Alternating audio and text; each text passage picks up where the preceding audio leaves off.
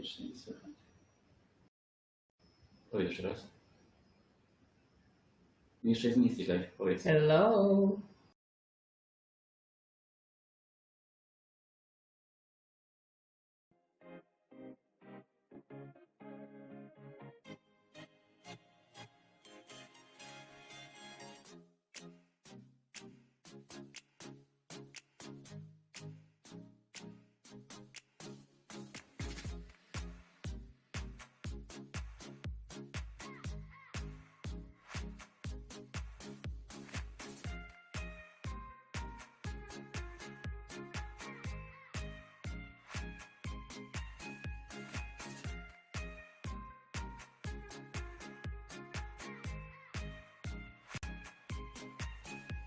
Eva from Remote How here. We hope you enjoy the conference. If you're looking to take action after listening to our inspiring speakers, you are in the right place. Since 2017, Remote How has become world's #1 remote work transformation platform that helped over 400 companies all over the world make remote or hybrid work. So if you're looking for hands-on advisory or consulting from world's top remote experts, it's Remote How. If you're looking for best-in-class learning and development programs for managers, for HR professionals, or for individual contributors, it's Remote How. Last but not least, if you're looking to join a community of professionals from all over the world, it's Remote How. Today, you have the opportunity to schedule a free consultation call to review your current remote work setup and get the personalized solution how to tackle this moving forward. Succeeding in remote work is not easy, but we are here to help you make it work. Enjoy the rest of the conference.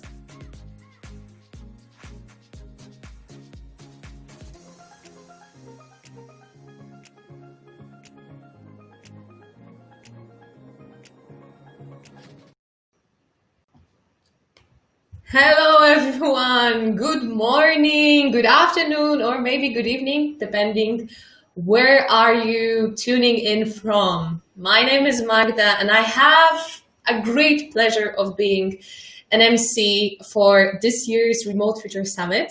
I'm also part of Remote How team. I run all our communications and marketing operations.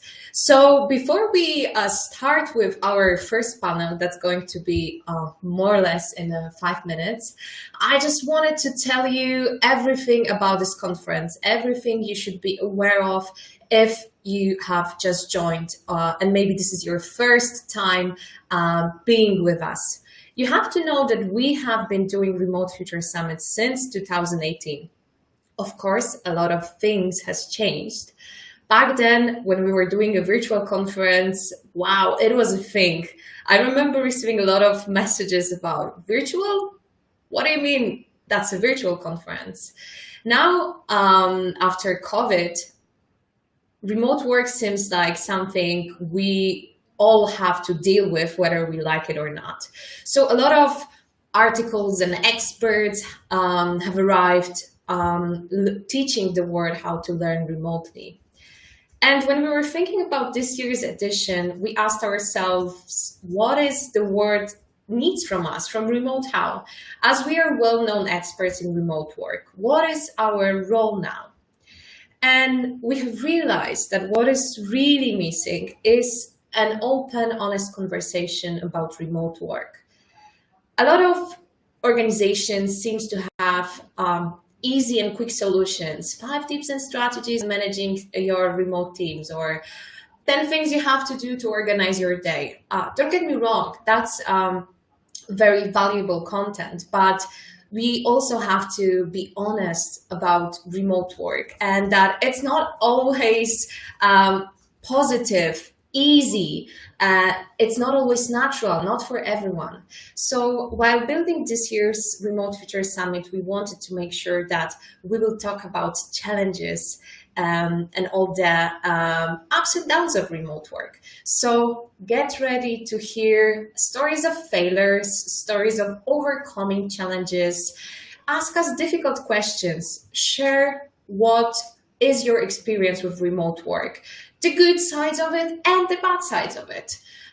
So feel free to share either on our conference platform.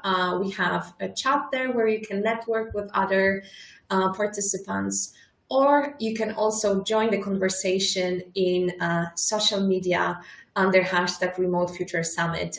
You can share your learnings, main takeaways from different sessions, or you can simply share your own story with remote work. So I really invite all of you to make sure everyone hears about the conference and is able to join if they feel like that's something they might need.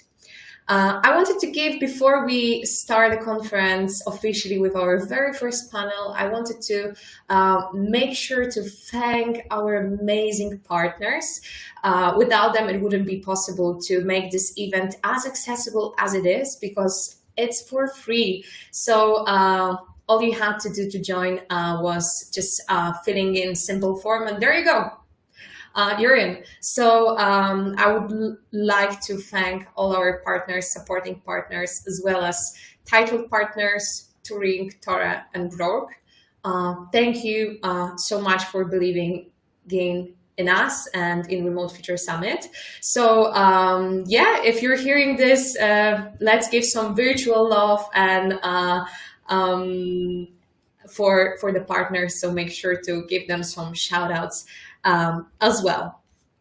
One thing I wanted to also mention before we start is our mystery giveaway. So if you have registered, you might have found about it. So we're basically giving mystery boxes for remote workers, and all you have to do to participate in this giveaway is to share our summit's website with a hashtag Remote Future Summit, and there you go, you'll enter the giveaway. We will be choosing the winners. Obviously, we'll be choosing them randomly. We'll be choosing them tomorrow live during the summit, so you will be all able to witness who's the lucky winner.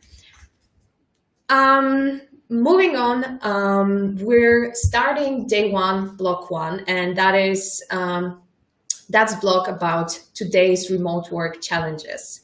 If you're a remote work freak, like I am, you're probably reading a lot of articles and researches about remote work, and you know that there are many challenges out there.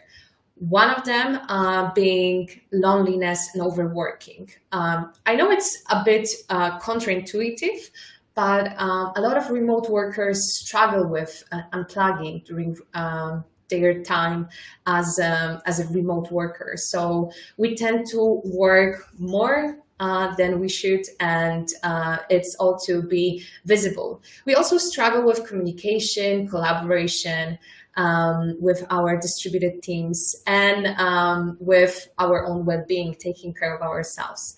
And we'll be talking about this during this first block of Remote Future Summit. So stay tuned if that's something you want to learn more about. Now, without further ado, let's welcome our first speakers. I'm just gonna give you a short introduction on who will be starting the very first session, panel discussion of this year's Remote Future Summit. We'll have with us Laura Lassie. She's a seasoned remote worker and an award-winning copywriter and a SAS Swiss Army knife. She has been working for Toggle for 5 years now, and she navigated through several positions from marketing to product before taking the helm as operations manager. She has proudly built her life around remote work. Hi, Laura. We also have Adam Hickman. He's a content manager whose primary expertise is in Gallup's organizational development and workplace management practices. He consults with clients to develop integrated programs for employee development based on Gallup's research.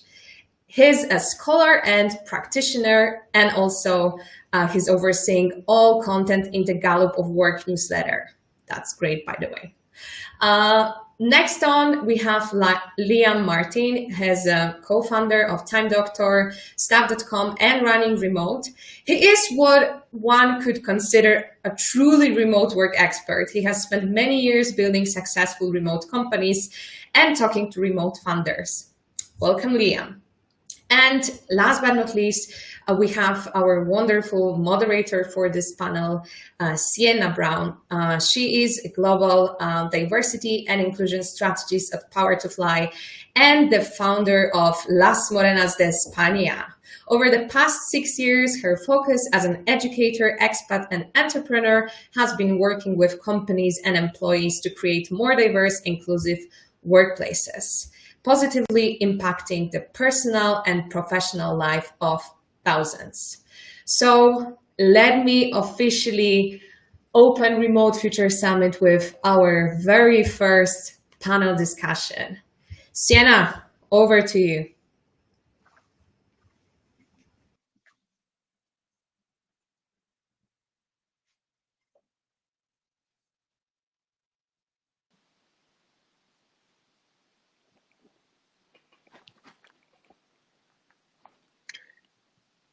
Sienna, you may or may not be muted.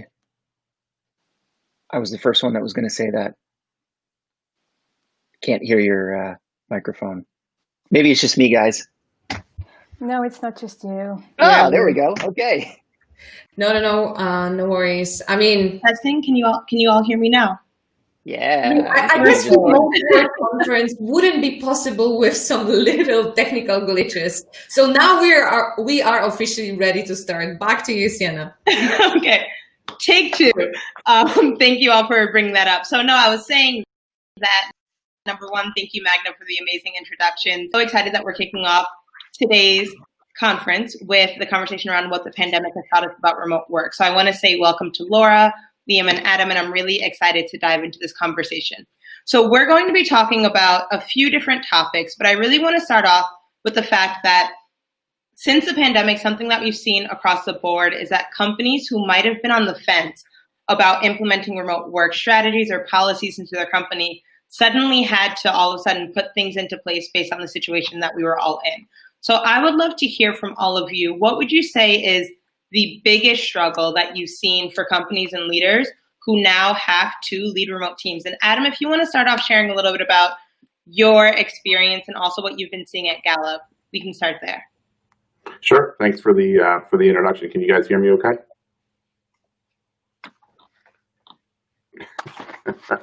Can you guys hear me okay?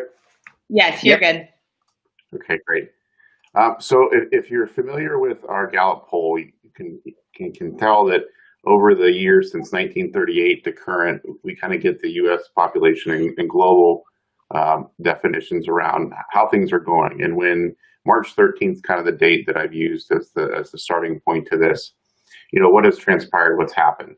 So to answer the question, I want to break it down into four different categories. First being from an individual contributor, what changed? A lot. Right? You had been to the office and now it's the home. For us that were remote workers prior, and I said, well, now it's time to join the party. Let's see how this works out.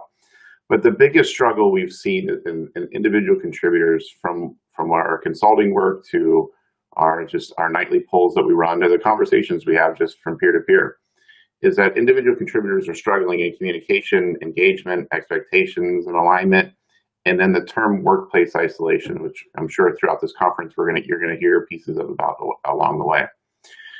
In the shortest form, how often do you receive feedback from your manager is one of the questions that we asked. And surprised to find that only 47% say a few times a year or less, 7% being the daily. Well, we know from our millennial work and from other things that we've pulsed that a few times a week is the ideal touch point that millennials are looking for and other generations want and desire as well. Well, from a manager's part, what's been difficult from them that we've seen is that how do you individualize the job's clarity and priorities to an employee is very hard because you were so used to seeing them in person, now they're remote and all the things that go along with that. Ongoing feedback and communication. Hey, it's September, so performance review time is coming around the bend. And if you keep an eye on some of our Gallup at Work things on our site, you'll see that we're talking a lot about Don't substitute performance conversations right now. Right? You still need to have those and just individualize and think of the ways that you can still have those and continue those. And then lastly, is for managers, is how do you hold remote employees accountable? I think this is single-handedly the question I get asked the most. And what's short and easy is the same way you do it before, right? And if you think of how do you do that, what do you get out of that? It's the same conversation, it's the same expectancy, as long as people are clear on what they know, what's expected of them. Probably the biggest piece that we've seen related to, what do you need to do now to lead teams remotely versus in office? I've always said, if you do the same tactics the way that you did in the office remotely, it won't work. And what we do know is that more employees are looking for that coaching manager rather than a boss. So if you think of now that they're remote, are they getting into their purpose? Are they getting into development, ongoing conversations? Is it more conversations about work-life integration to remote work? And then lastly, I know no surprise, Gal's very tuned into strengths-based psychology. Are you finding yourselves in what are those moments of flow, or what are those moments that you get the most energy out of it? How do you replicate that in a remote environment? Which really just stems all around our boss to coach journey. Awesome. Thank you so much for sharing that, and also coming from it from a very data and analytical perspective, because I think that's always so interesting to be able to see how we're actually measuring that. And Laura, I'd love to hear a little bit more about what you've seen as some of the biggest struggles. Yeah, hello. I hope you can hear me okay. Classical question. Yeah, I think I'm going to more or less repeat what's already been said, just in different words. But in my experience, most of the struggles are culture related. So there are trust issues. Can my team do this? Are they going to work if they're at home? There's communication issues. What do I, as an employee, have to do? Is there a clear structure of what needs to be done, in what order, in what way? And leadership issues. What are the goals and priorities? Who owns what? How to hold people accountable? And in a remote setting, as Adam just pointed out, if you continue doing things the way you do them in the office, it's just not going to work. Remote work is it's an amplifier. And if you have weak spots in your culture, they're going to show and be very evident in what you actually put out. So the key here is to set really clear goals and learn to over-communicate. Provide clear documentation on the structure and on the processes, and invest a lot in leadership, because only through leadership you can really set the expectations and talk about goals in a meaningful way, and have those one-on-ones that I mentioned at the beginning of his talk as well. And only then can you work asynchronously, which is, in my opinion, where the remote workforce really, really shines. That's the place where, instead of working together on the same thing at the same time, we opt for working separately in our own areas of expertise towards a common goal. And that's just a lot more productive in my experience. Absolutely. Thank you so much for sharing, Laura. And Liam, I'd just love to hear from your experience, kind of bridging the gap, talking about productivity. What have you found specifically through your own work and at Time Doctor around how can we really start looking at productivity, who's doing it well, how can we be doing it better, and going from there? Sure. First off, thanks to everybody at Remote How for having us on this panel. This is very exciting. It's also very exciting to see everybody in the chat. If you guys have questions, I would love to hear them later on, and we could probably get into that in a deeper way. I just jumped into, I was just taking some notes here because I think this is such an interesting and salient kind of time right now where we just left wave one. We're probably, and I don't want to say this, but we're probably entering wave two. And I think the winter is going to be pretty hard for a lot of people. So, I mean, fundamentally, I think what was just stated here is basically the same things that I would say.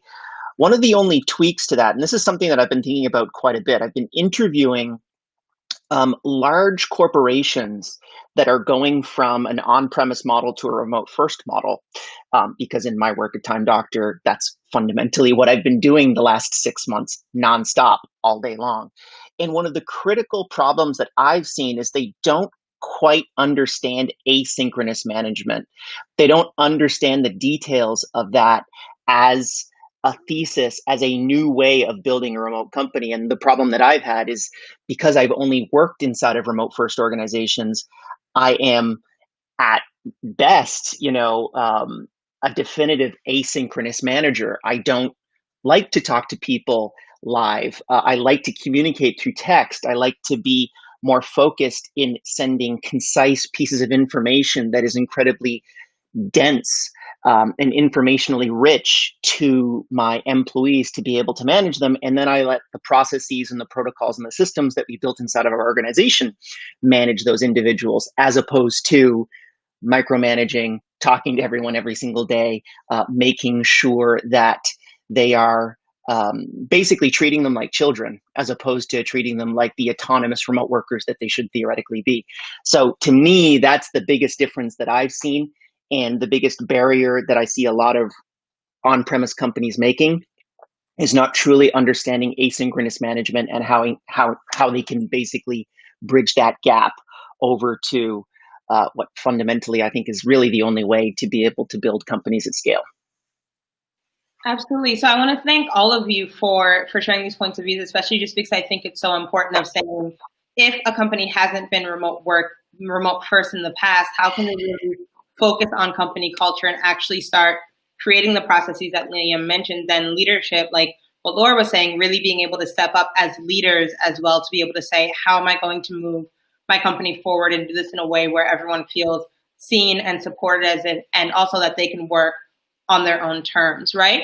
So I want to talk a little bit about the future. And so this came up because, Liam, like you were saying, like this is just the beginning of how we're going to be working in the future. And so it's obvious that remote work is something that's here to stay. And it's something that, whether we've been in companies that have been remote for quite some time or whether there has been a current shift, I would love for all of us to share a little bit about how do you envision the remote workforce moving forward in the next year or so? And how can we use the lessons that the companies might have learned in the past 6 months that you all just shared to be able to move forward? And I would love for Laura to start off if you can.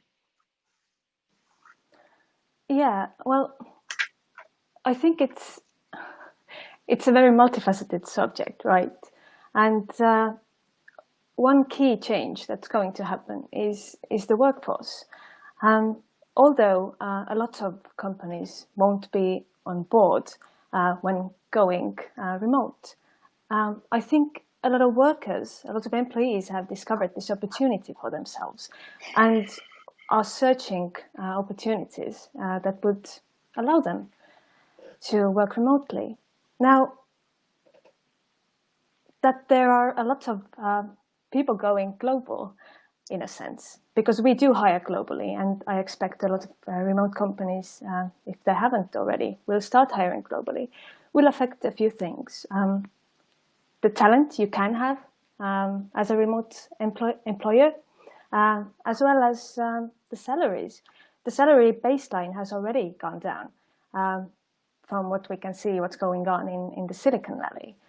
And also, I think it's going to be very different how we hire in the future for these remote positions.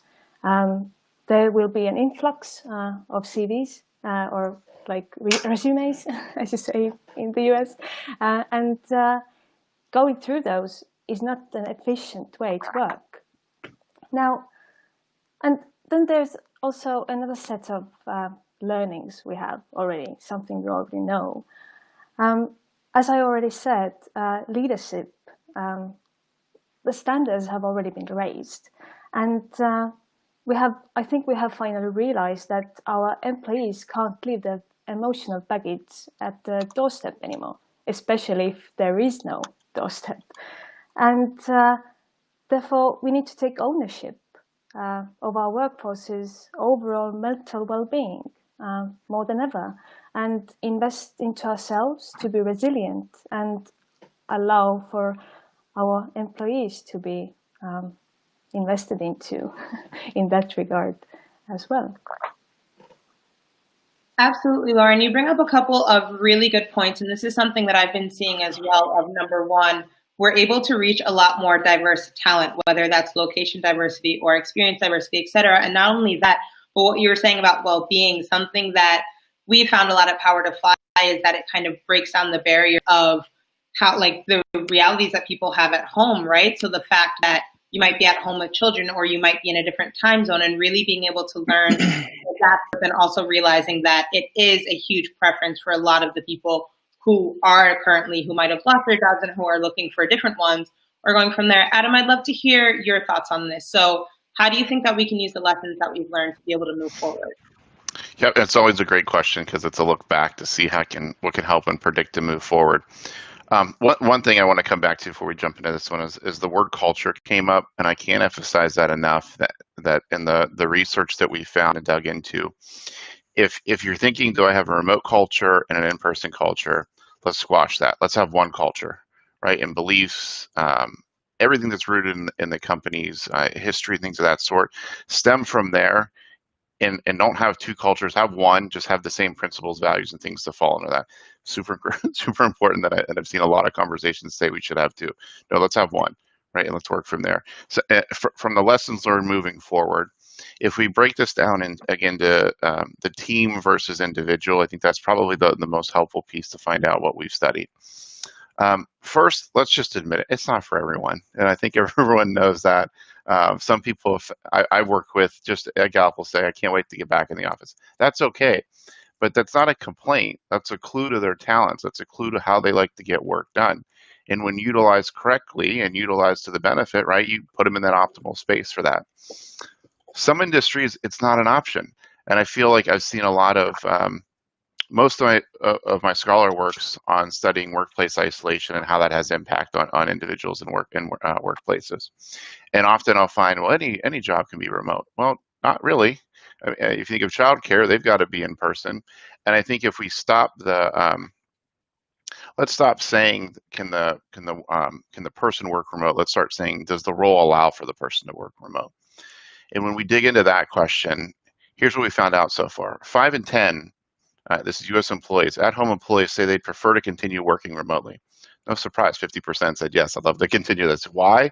Because they figured out they can make this work and you can be productive if it aligns with the person. And then we asked the questions to the manager, something similar to that. 6 in 10, so 60% with remote employees say they're going to allow their employees to work remotely that they did prior to the COVID era. So that tells us 60% of managers have seen points of excellence, have seen productivity gains, or they've seen a new version of their employee that hadn't showed up yet. They knew that they had to show up in a different way. All of that tells us in a trending line is that this isn't going to stop. We've known this. I think from 1993 is when we first started reporting. I think we're up over 40% so far, and people continuing to work remote. Now, how you define remote's up to you, but what we're seeing is employees want us to do it, and managers are saying, I'm going to allow for this to happen. So here's how we frame this up.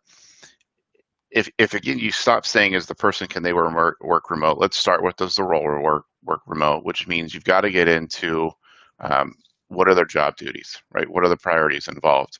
And those that are, those job priorities, the work that's less optimal for this are duties that it's got to be performed on site, no surprise, right?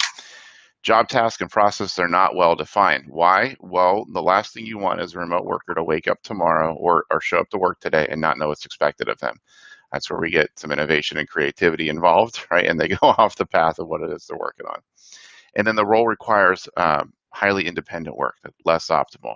You'd want someone that doesn't require independent work because it's very clear what's expected of them, that the job tasks and processes are well defined, or that most duties or maybe all of them can be performed off-site. For instance, when the last study I did on workplace isolation was engineers and managers. Well, the engineers that were off-site or remote, right, coding and do all of the things of engineers work, they actually prefer the remote setting because they didn't have the you got a minute conversations or the interruptions. Like they opted for isolation because they knew the work depended upon that. So if you're thinking on left to right side there of less optimal versus more optimal, I hope that helps out. When you consider the team, right now, let's flip it to the other side. What's the interdependency of the teams, of the team members? Do they frequently work on detailed, complex projects that involve partnerships? If they do, not saying they can't do it remote, what technology do you have available to make that possible? Right? Think of all the things you've heard, read, seen, and I'm sure you've seen YouTube clips of the bloopers, of things that have fallen short that have been some sort of use of technology as well. The dynamics of the team members' contributions. So which roles might, which could a downstream effect have on them? Our work around engagement, right? So is the manager equipped to manage through remote work challenges? Even more, are they equipped to know when it's about to happen, right? So if you think pre, during, and post, ideally we want the most talented managers, those up front, knowing what to do before it happens. And lastly, I know you heard on the portion of trust. Here's a fun activity I ask everyone to do when we started this conversation. Take your team today and put them in 2 piles. And how you're going to do that is write on a piece of paper their name and do don't trust on this side and trust on this side and sort them out. You've got responsibility in both piles. Before you entertain the don't trust, ask yourself, what have you done, yes you, to contribute to that pile? Because you've either allowed for something to happen, or there's something more to dig into in that don't trust pile. And the same as the trust, right? And what you're behind and what you're after. And if we were in some sort of a conversation, would be what behaviors have some sort of driven factor to that. Absolutely. Thank you so much for sharing, Adam. And I think, again, this goes back to what we were speaking about before about company culture, and then also realizing that as managers and or leaders in different companies, working remote also means doing a little bit of the back work if you don't already have those systems and processes in place to be able to say, how can we move forward and make sure that we're doing it in an intentional way? So, Liam, I'd love to hear a little bit from you about what you think or what lessons you think that we can use to be able to move forward if there's something different than what someone has already shared. Boy, I mean, I think we've almost talked about it all. Adam, I love all the data, by the way. That's incredibly interesting. From our personal experience and what I really see over the next 12 to 24 months is I think it's going to be up until probably around April. We were doing remote work. Actually, let's just call it March 13th. Up until March 13th, we were doing remote work. And then we switched to work from home.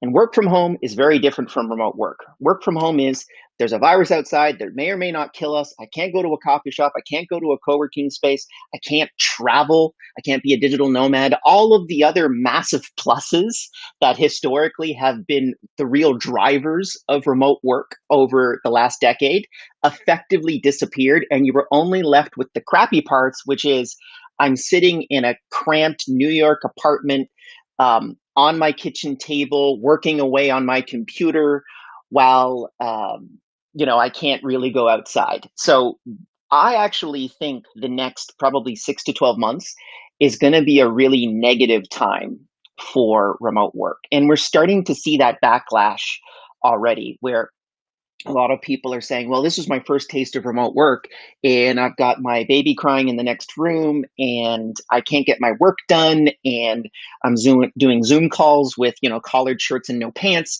The reality is I don't really like this type of life. But I think once we get a vaccine and we'll get back to normal, then we can really start to really kind of feel that out in a greater way.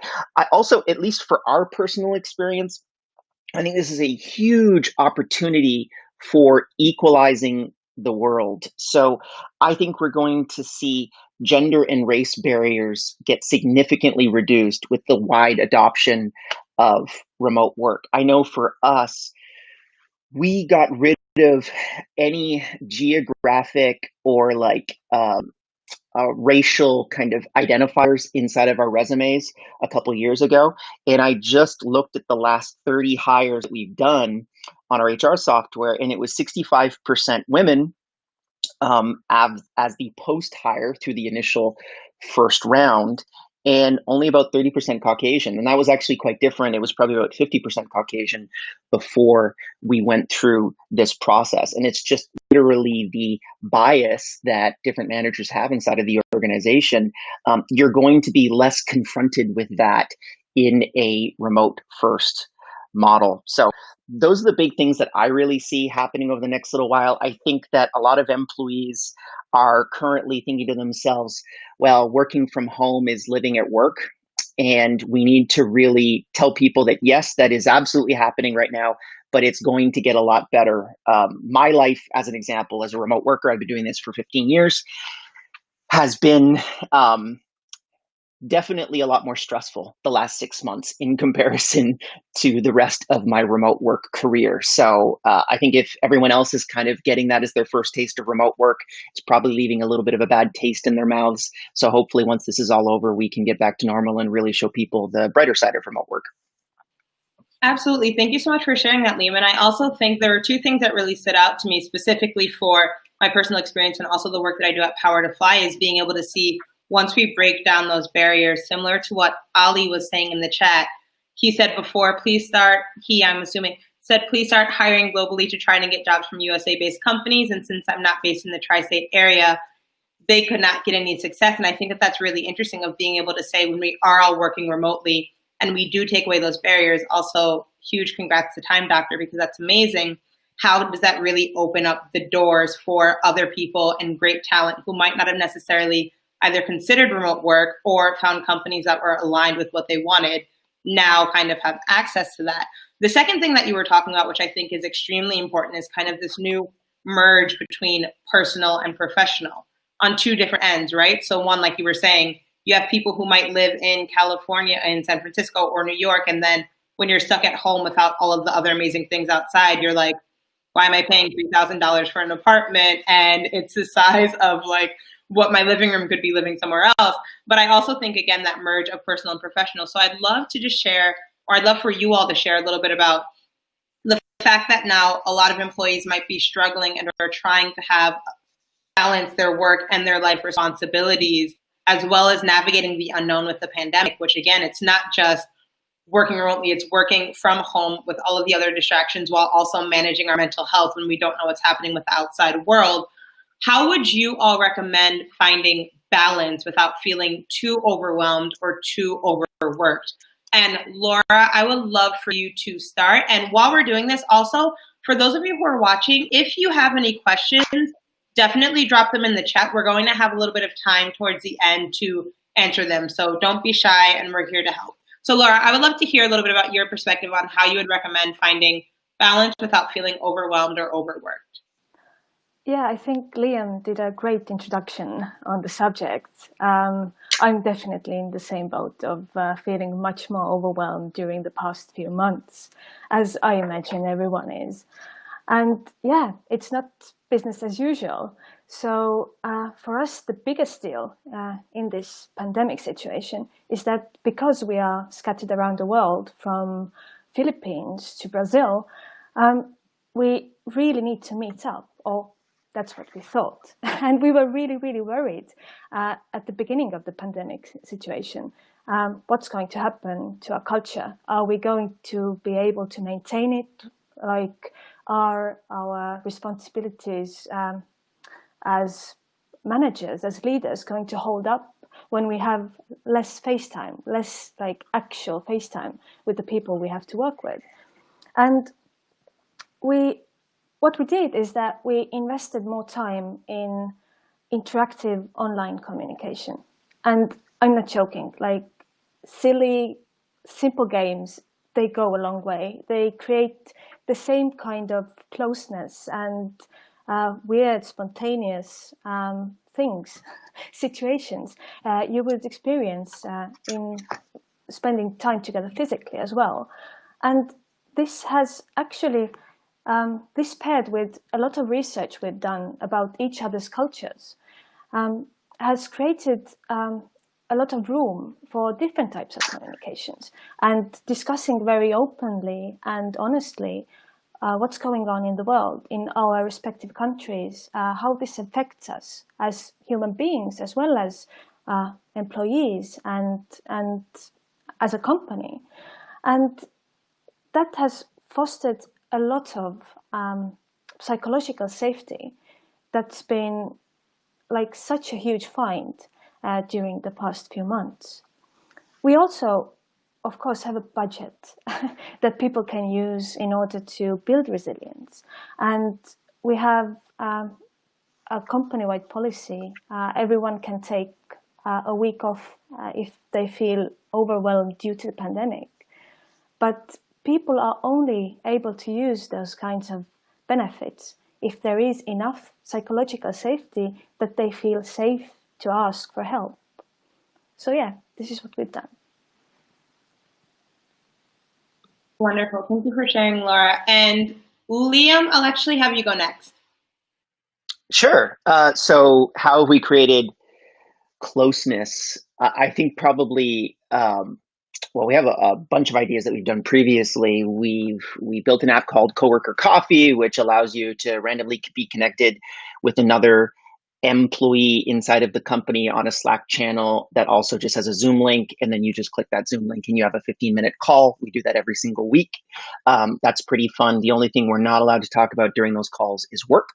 So we just kind of talk about where you're from, try to understand your cultural background, that kind of stuff. I think the big thing, and particularly when we're talking about remote first organizations that are location independent, and for anyone that's in the chat right now, maybe you are like an on-premise organization, which is what remote first companies call like office companies. If you're an on-premise organization now and you're moving to a remote first model, that probably doesn't necessarily apply to you. But one of the biggest barriers that we've had to overcome is just cultural differences. I remember on a Monday talking to an employee about their transgender surgery challenges. And then on a Tuesday, talking to another employee who was debating having a second wife. Completely opposite, political spectrums, but because at our core, we are agnostic towards the way that you want to run your life, as long as you're not hurting anybody. We're a very liberal organization. That was fine for us, and that's the way that we operate, and we need to be able to weave all those pieces together. Just recently during the pandemic, one of the biggest things that we've done is we've added a psych team to the organization, and we've also reinforced a barrier between HR and the rest of the organization. So you could come to the HR department and you could say, I'm feeling suicidal and I'm having some real problems because my brother decided to kill himself last week, right? We've had those levels of conversations with HR. HR has a duty not to report that to the org structure and instead actually solve the problem with the psych team that we have. And that's been really big. I've been, on calls with people during March in New York who were hyperventilating because there was a body bag being pulled out through their front lobby in their apartment block. Those are things that just sort of you have to address very, very quickly. And this is not a performance issue. This is a situational problem that you have to address. One other thing that we've done, because like Laura, we lost all of our team retreats. So every single year we have everyone fly into a particular location. We were going to do Goa in India this year. Unfortunately, we could not do that. But instead, what we did is we got a whole bunch of these, which are the new Oculus headsets. And we hang out on this and we play games once a week. And the feedback loop that we wanted to really create was, if we got this for people and they started playing games with paid company time, how many people would actually end up doing it outside of company time? So that's the real measure that we look for when we try to figure out what are the dividends of these kind of remote culture initiatives that we do. And right now we're getting about 25% of the org chart that's actually using this type of tool outside of like predefined team building hours, which we think is pretty exciting, and hopefully we will continue that on into the future. Also too, this is much cheaper than paying a $2,000 flight to Goa for almost 200 people. So we're pretty excited about that too. Absolutely. Thank you for sharing that, Liam. And again, something that really stood out with what you all are doing at Time Doctor is being able to have that professional support as well. And I think that that's also something that's extremely important in creating diverse and inclusive environments of being able to say, how does everyone feel as if they are, number one, welcome to the company, and then also have the support that they need. So we have about 5 minutes left. And Adam, I would love to hear from you around ways that you think that people can try to find balance and not feel overwhelmed and overworked before we open it up for questions. Sure. And I'll try and move quickly here. Let's take you back to Sunday night. I was just thinking, what is even today? Today's Wednesday. It's Sunday night. You're on social media. You're scanning. How many of you have paused and saw someone's talk about, well, I have to go to work tomorrow, or bummer that it's going to be Monday morning tomorrow? To me, that's not just a complaint. That's an indication of a disengaged worker, or maybe somebody that's in the wrong job fit.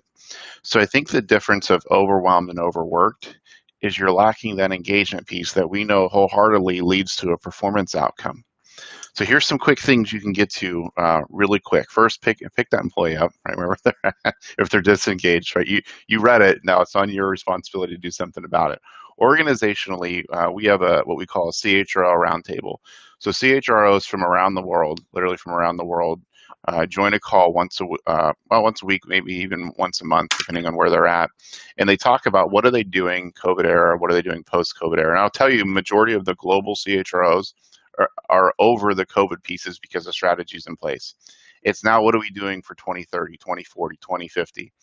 And as that happens, those that are left to activate on the work and the strategy, here's some of the things that they're doing right away that can help you out. Organizationally, relax rather than change your policies. You don't have to make giant changes. If you read all of the back to work or back to office or whatever you've coined it to be, right, it wasn't like a giant, you didn't switch your company name, you just changed your policies. And what we would say is relax them, don't change them, right? Because at some point, life will go on, life will maintain. But along the way, those remote workers, those 50% of your employees that want to work remote, are looking for what that is. Here's a quick and easy one. Let's get out of the close a business mindset and go to open a business. Why? Well, time. That's the easiest answer to it. But if you say, can you get this to me by close of business?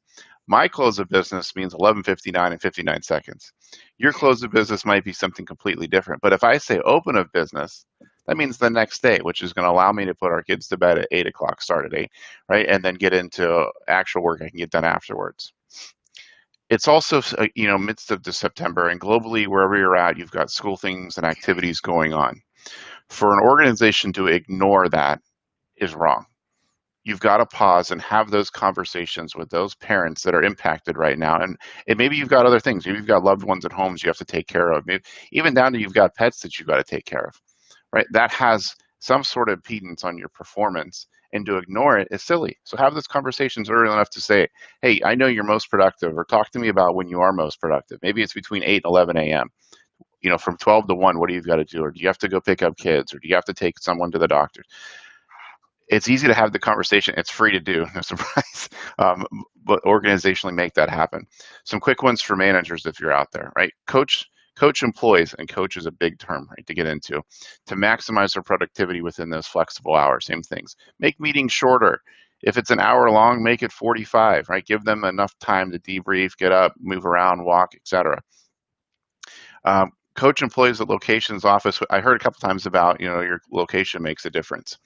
Yeah, it's great if you got a dedicated space, but some gig workers, some other employees don't have that. They're working the same place to have lunch, and that's okay. But have that conversation to say, is there another spot you can go to? Is there another place? I've seen studies to say the best spot for a remote worker is on the second floor, outward facing of a home, where they can see movement and life happening. Well, that's great if you can make that possible, but that's not always the case.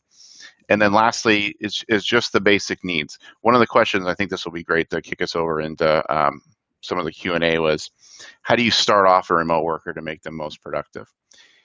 Here's some things you can do quickly. 3 questions to keep in mind of this. This stems from our Q12 work that we do with engagement. Do you know what's expected of me at work? I know I've brought this up. I can't tell you how many people don't know what's expected of me at work. And the way I always give this is if you're going into an operating room with a doctor and you look up and say, hey, you know what's expected of you at work today? And their answer is no. How's your reaction feel, right? Treat it no different than from your remote employees. The second thing, right, so new hire. I've got the materials and equipment to do my work right? And don't define it. Don't answer the question more than that. Just ask that specific question. Let them tell you what materials and equipment mean. right? The less tenure, more tangible type of objects will come up first. And those senior employees or those that have been remote know that materials and equipment aren't always the tangible, it's the intangible items. It's resources, it's people, it's conversations, it's team meetings, it's, Oculus Quest, I didn't even think of that, right? I've seen Verbella be one platform that takes off using this as well. And the third question is this: there's so much involved with this. I have the opportunity to do what I do best every day. Here's how quickly you can make this work. If you think of this panel discussion this morning so far, well, I know, and from the three that I've heard that are on this panel, we've never met till today. But I'm sure if you said, who would I talk to that's got a deep thinking mindset that if I asked a question, I bet either I'll come back to her or I'm going to listen a little differently because there's going to be a lot of thought and rigor that goes into that. Right, versus if I need to talk something out loud, right? I need to say something to say, hey, talk to me. What's your reactions? What are you hearing? What am I not hearing? What's kind of the weight that's going to leave behind? All of those are rooted in spotting the talents of your employees, but then also knowing how to set them up to do what they do best every day. So the science side of things, right? No one comes to work on their first day saying this is going to be a bad job, I hope, right? So in our research, we would say that first day to 3 months is the highest engagement. After that 3 months part, 70% of the team engagement is on your manager. So you get them engaged, right? Hire the best managers you can that fits that role, because after that 3-month time period is when they're at risk for, is this going to be a success or not? Amazing. Thank you so much for sharing, Adam. And we are at time, and I want to be respectful of the next panel. So I just want to say thank you so much, Adam and Laura and Liam, for sharing your expertise, for sharing your knowledge, and for also sharing your experience. And if you all do have questions, we didn't get time for Q&A, but definitely feel free to reach out to any of us. And happy working. I'll pass it over to Magda. Bye, you all. Thanks, Sienna, everyone, for doing a wonderful panel that started Remote Future Summit. As Sienna mentioned, I really encourage you to take the conversation asynchronously. As remote workers, we should know how to do it. So if you have any questions to our speakers, reach out to them via Twitter or via LinkedIn at Remote Future Summit, so we can also be part of this conversation at our conference hashtag, and let's continue the conversation around challenges of remote work. Before we move to our next session, I know Brandon is already with us. I wanted to quickly share with you something very special, because we want to make sure that we are creating this conference with everyone that's with us online. So we have created this digital whiteboard that I'm going to share across our platforms in a sec to collect all key takeaways from this year's edition of Remote Future Summit. So make sure to add your post-its with your learnings, key takeaways, with things you have learned at a panel or a session you were a part of, and that will be our legacy, and hopefully something that will help more people to succeed at remote work. Now, I wanted to introduce you to our next speaker, Brandon O'Leary. He's going to share with us more about remote work and danger of loneliness and overworking. Brandon is a senior developer evangelist for GitLab who connects with developers, contributes to open source projects, and shares his work about cutting-edge technologies on conference panels, meetups, and contributes with different articles and on blogs. And I'm really excited to welcome Brandon today and hear what he has to say about loneliness and overworking. Over to you, Brandon. Great. Thank you so much. Really excited to be here. And yeah, I've got my slides ready to go. I think we're going to take a look at those now. Awesome. Well, like I said, thank you so much for having me. I'm honored really to be a part of this event and humbled to get to speak to you all about something that's very near and dear to my heart, which is ensuring that businesses and individuals are prepared to deal with remote work in a healthy way, so that we can all realize these benefits of remote work we were just talking about, while also avoiding some of the common pitfalls. This is something that I've been thinking about and writing about and talking about for many years. But the current pandemic obviously has created an emergent need to better understand mental health issues and how they relate to our work and our lives. Becoming suddenly remote can be jarring for many people. And I hope today to share some methods of dealing with this new reality, both as individuals and as leaders. So first, a little bit about our story, because I think it's relevant to the ideas we'll explore later. GitLab was originally founded in 2014, and the founders at the time lived in Ukraine and the Netherlands. And the first engineering hire was from Serbia. In 2015, the team went to Y Combinator, the startup incubator in Silicon Valley, to focus in on the company and plan for a viable business to go with the ever-growing open source project of GitLab. Shortly after graduating from YC, Sid, our CEO, signed a 2-year lease on our first office space at 1233 Howard Street in the heart of San Francisco. That first office was also our last office. To hear Sid tell it, people just stopped showing up. For instance, our first sales leader, Hayden, was commuting in probably an hour and a half from Alameda every day.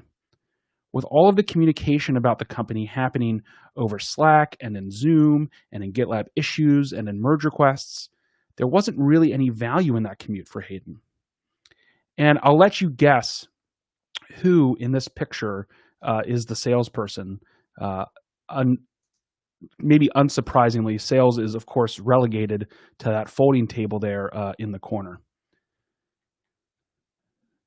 Since those beginnings, we've grown to a size of over 1,200 team members in 65 different countries, and we still have 0 offices.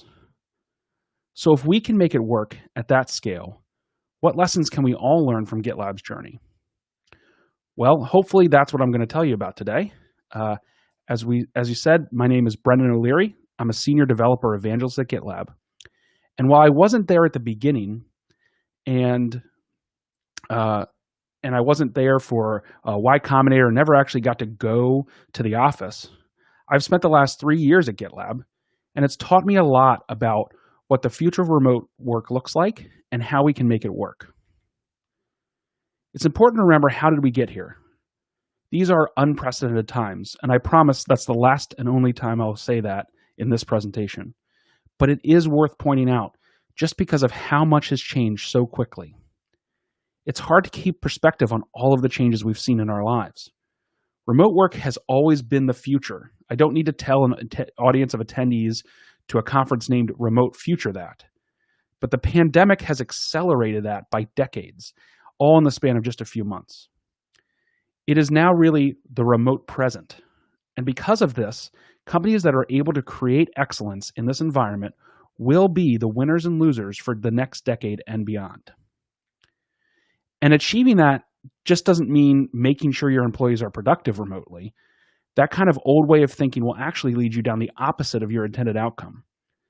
The very things that prepare companies to structure remote work correctly are the same which will enable their employees to reach their full potential, and are the things that can help in a crisis.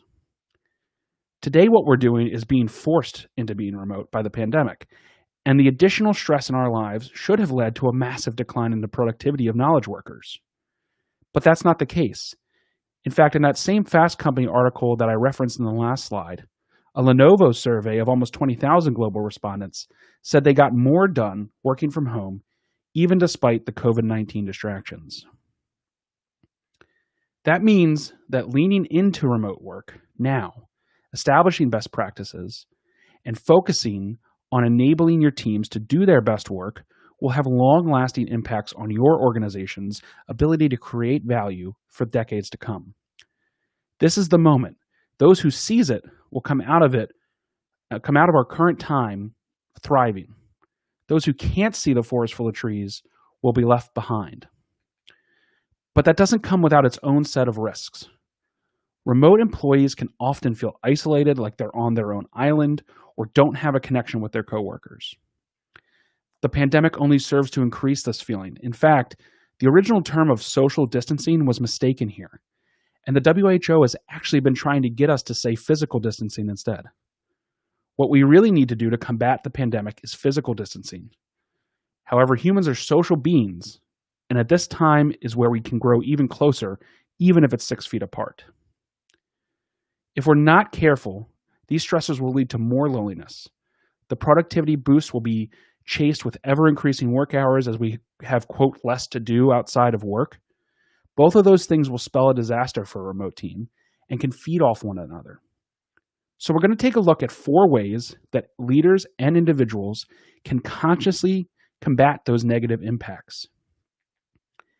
In each case, I'll talk about both leadership and individuals. While I firmly believe that individuals must be their own best advocates here, I also believe that the pandemic has already started to widen the gap between true leaders and those who are just bosses. Leaders lead with empathy. Bosses lead with command and control. And we really have seen this change in, this pandemic time where the command and control bosses have really tried to take over and understand, well, how can I translate that into remote?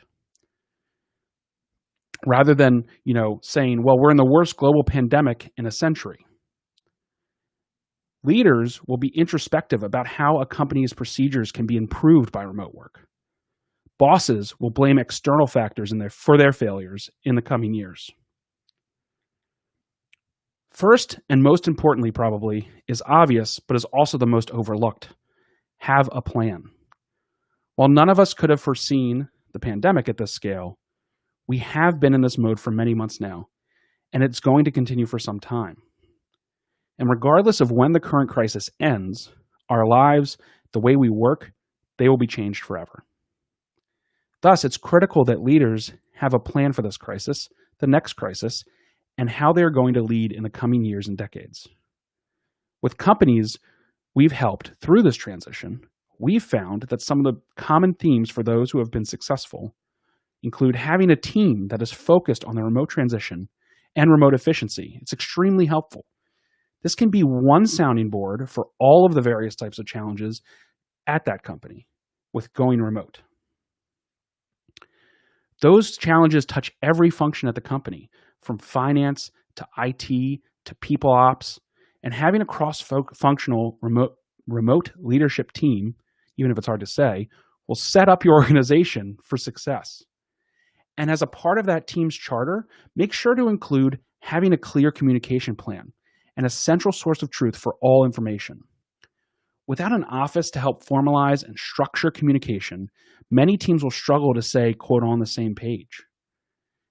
The more you can lean into transparency, making information freely available to all team members, and consolidating the tools and places information reside in, the more successful you and your team will be. For individuals, the idea of having a plan, I think, is equally as important.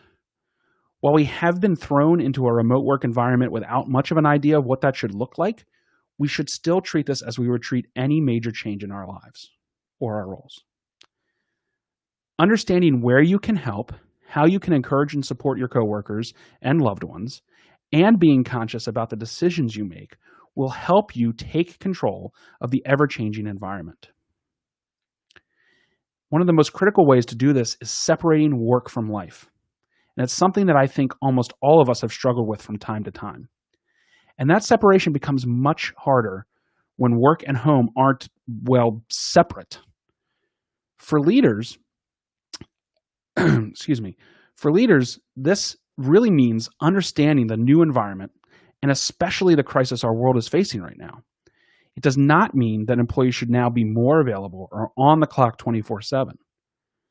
And respecting a healthy separation of work and life is one of the best things you can do to help your team members feel like they're supported and enable them to steer your organization through this time.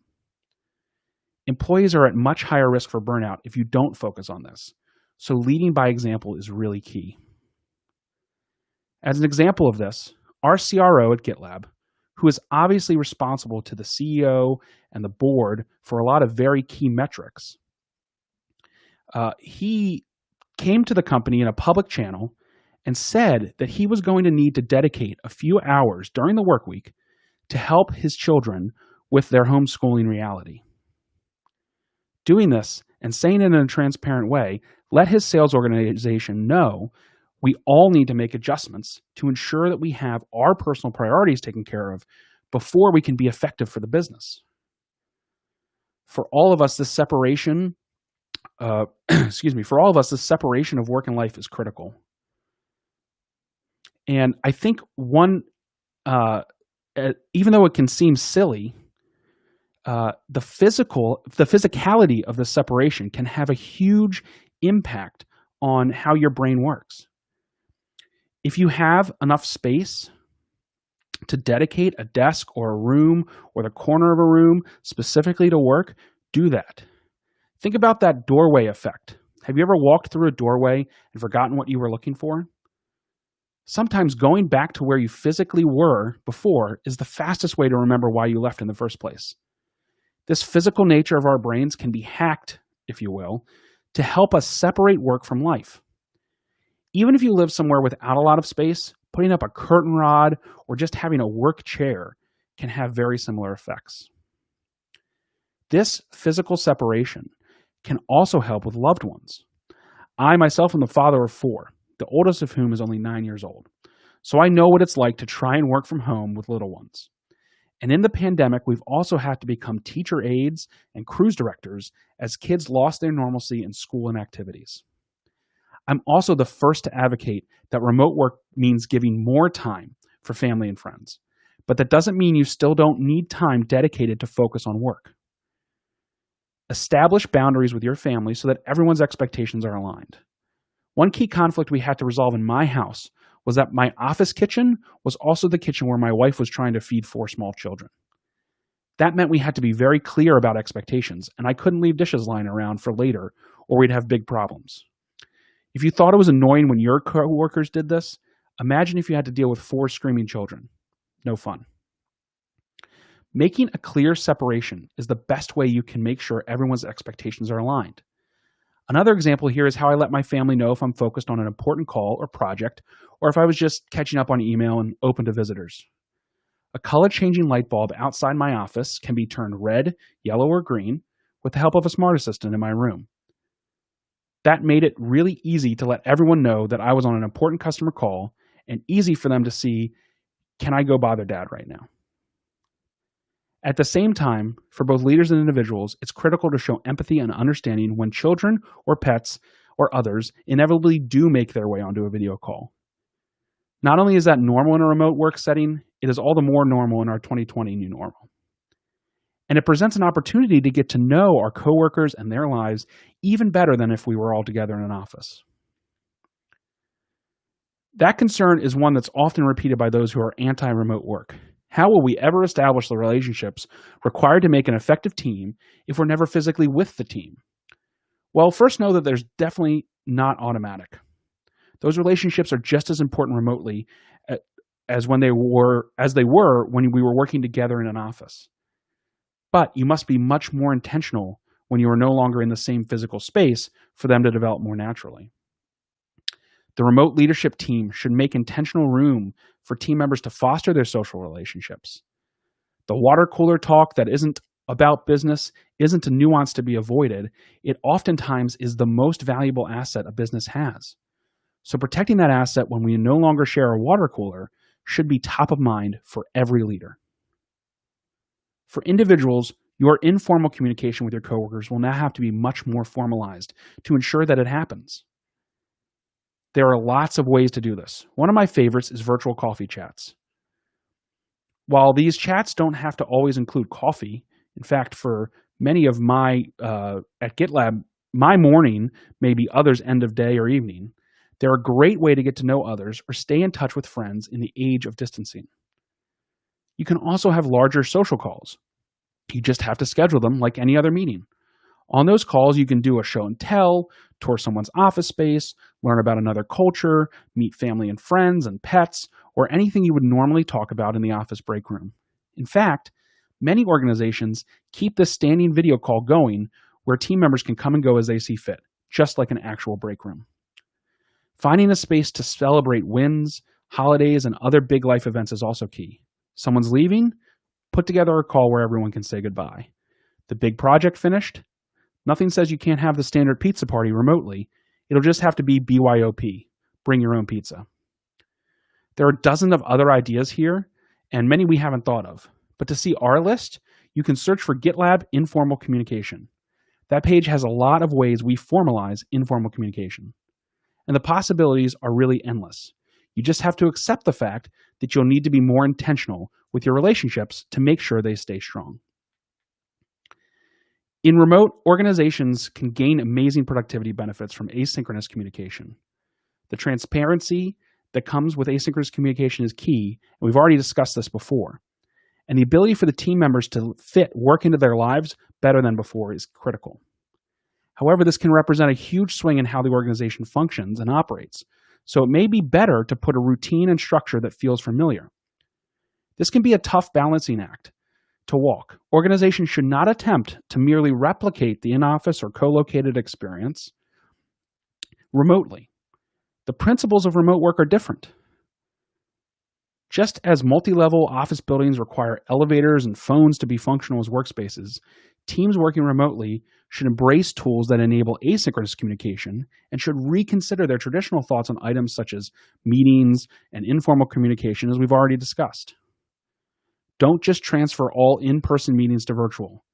Do establish a clear cadence and expectation for communication, both from and to your team. Don't just schedule a meeting. Decide if it could be better communicated asynchronously. Don't take on large projects with, huge, undefined goals. Do break discussions and decisions into their smallest possible units, and then allow the team to make the right decisions for their areas. Don't assume that sharing things verbally means that the policy or procedures are automatically changed. Do write down decisions allowing for detail, clarity, precision, and low context sharing of the change or decision. For individuals, many of these same rules apply. However, I'll take kind of a cue here from what I told my kids when the school year started. They go to school at a small school that was able to open for in-person learning, with special accommodations, distancing, masks, etc. However, both you and I know that we could see a surge of the virus in the fall, and the school could have to close at very short notice. Kids aren't normally great with dealing with change, but I told them the theme of this year is expect the unexpected. Routines help us all adapt, but we also need to be able to be flexible and adapt those routines as the situation around us changes. So establishing routines that have flexibility and making sure we're able to kind of roll with the changes is really critical. Thank you all for having me today. I'm so glad we could get together, even if it's remotely. And what we've talked about today only scratched the surface of what we have available publicly from GitLab. Our entire team handbook, the single source of truth, is public and available. It contains a fantastic guide to all remote, our thoughts on running remote successfully. There's also an ebook that's been downloaded 30,000 times, a podcast, and a video series called Universal Remote. I'm also excited to announce a brand new course we partnered with Coursera to offer in all remote leadership. Take a look at this course. It was just released yesterday, and it has amazing learnings from all over the world about how to lead remotely in a pandemic or otherwise. And if you have questions about anything I talked about remote work or GitLab that we don't get to in the Q&A portion today, feel free to reach out to me here. Typically, the best way is @O'LearyCrew on Twitter, but I also check my email on occasion, so feel free to use that as well. Thanks so much. Brendan, thank you so much for sharing all the tips and strategies. I think that was an honest and open conversation started about your own experiences and also experiences of the folks at GitLab. We still have some time, and actually our audience was quite engaged and interactive in your talk, so you can check out all the comments later. But I just wanted to read a few questions that I managed to grab from our different streaming platforms. So you talked about this a little bit, but maybe there are some other things you want to mention. How did you separate life from work? What worked for you? Sure. Yeah. So I'm lucky enough. I live in suburban Maryland in the United States. So on the East Coast of the United States near Washington, D.C. So I'm lucky enough to have my own space. You can see like I'm in my office here, a door that closes.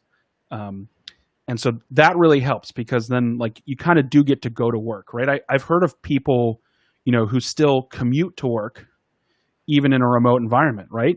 Whether that's, and for some folks, that's go outside, walk around the block and come back, right? Again, I think that physical separation, like we can undervalue that, especially when we were thrown remotely without planning on it. And I always say that, again, I'm lucky to have enough space to have its own room for work. But even if I didn't have that, I would still try to do something physical. Like I know I have a friend who works at GitLab, and she talks about how she has a big table where her and her partner both work remotely. And she literally just has one seat when she's working on the computer, and then she'll move over to the other seat if she's just on the computer for fun. And it seems kind of silly, but I'm telling you, like there's something in our biology. Maybe there's a biologist in the crowd that can explain it better than I can. But something about just that physical separation is just really, really helpful biologically with us. Yeah, for sure. There was also a side conversation or discussion about, like different initiatives that companies can run to better take care of employee well-being, animate all kinds of social interactions and social gatherings. So what advices you have on this topic? And maybe I know people that are with us online were interested in particular about all kinds of apps or tools maybe that you can use for these. Sure. Yeah, no, that's great. I mean, again, I think that social interaction is key. I mean, unfortunately, before and during the pandemic, I would say there is no substitute. As much as I love remote work, there is no substitute for being together. And so prior to, this requirement of physically distancing from each other, we were very supportive, as some of the panelists talked about previously, of getting together physically. So we would get together once a year. We were supposed to go to Prague in the Czech Republic in March of all times. That obviously didn't happen. But we also had stipends for folks that would travel. If you saw another GitLab team member while you were traveling, we would help pay for some of that travel. We would help pay for co-working spaces, right? These are ways that you can subsidize social gatherings when, we're not forcibly remote.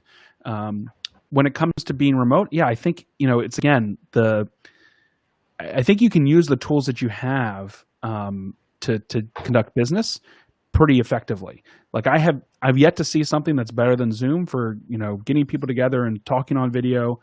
Of course, there's other video platforms besides Zoom. We use Zoom at GitLab. It's just a matter of making it really intentional. Like we did a cocktail hour where we all taught each other on the marketing team. It was, invite, you didn't have to show up. It wasn't compulsory. It wasn't forced fun, but if you wanted to, you could show up and everybody was making cocktails and somebody made a mocktail and just kind of in people's kitchens and hanging out. But again, it wasn't a special app. It was just through Zoom, but we had to like make that intentional choice to say, this is going to be time that is time at work, but we're going to use it to socialize. So yeah, I think that's really critical.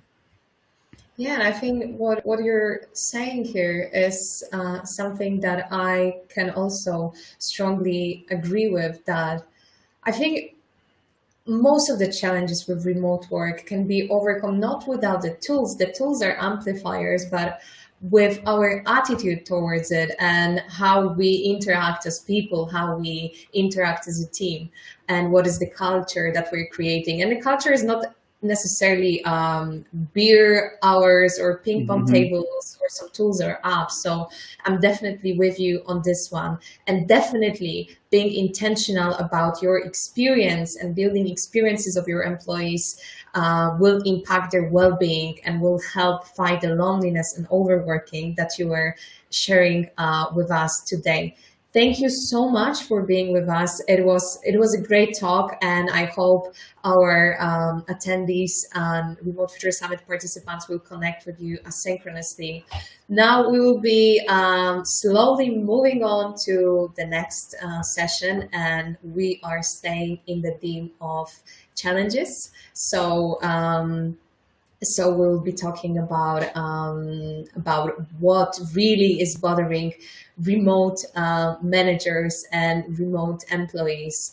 Now, if you are with us for some time, I don't think I even have to introduce this guy. You probably seen him multiple times across different remote help platforms, because that's our Ivo. He's a co-founder and CEO at Remote How. A few things that maybe you're not aware of when it comes to Ivo. He is a relentless doer. He is a self-proclaimed workaholic. Everything needs. He's driven by a love for travel, and he's now in Vietnam, so that kind of proves the point. He is trying to be as productive as possible anytime, anywhere he is. He's really passionate about helping companies everywhere successfully implement remote workforces. In his downtime, Ivo is a football and dog lover, and he is a true dog lover. I've witnessed it a couple of times. He can't pass a dog without petting that dog or just shouting like ah. A few little known facts about Ivo. But without further ado, I'm gonna invite him on our virtual stage. Ivo, the Remote Future Summit stage 2020 is all yours. Thank you, Magda. That was probably one of the best, if not the best, introductions I've ever had. The part on the dock made it amazing. So first of all, I'm still shaking a bit because we just launched the third edition of the Remote Future Summit. It's probably one of the biggest projects of our lives on the team. So I'm extremely stoked to see so much people joining, such an amazing engagement, a lot of questions. What a great panel, what a great talk. So I hope that we are meeting your expectations wherever in the world you are right now. Diving into the next talk, which will discuss the challenges both from the perspective of the manager, of the leader, as well as the employee. And I think you should like it. So I'm plugging my microphone to improve the quality. So hope that everything works perfectly right now with the audio. So sharing my screen. Okay, sharing the presentation. I hope that you can see it. The backstage it's telling that everything works. So let's get it started. Yeah. So look, that's just me. That's the on a unicorn. Maybe we can try a different one. This is me in sunglasses. So you see, I'm not a very serious when it comes. Typical Ivo. He's just I'm going with getting the flow. Ivo, we are not able to. We're not able and technical to, hiccup. To see the unicorn. Oh, that's so. You already got the audio. Okay, let's start again. But that was weird. So let's try again. I'm sharing the unicorn. Can you see the unicorn? Yes, we can see the unicorn.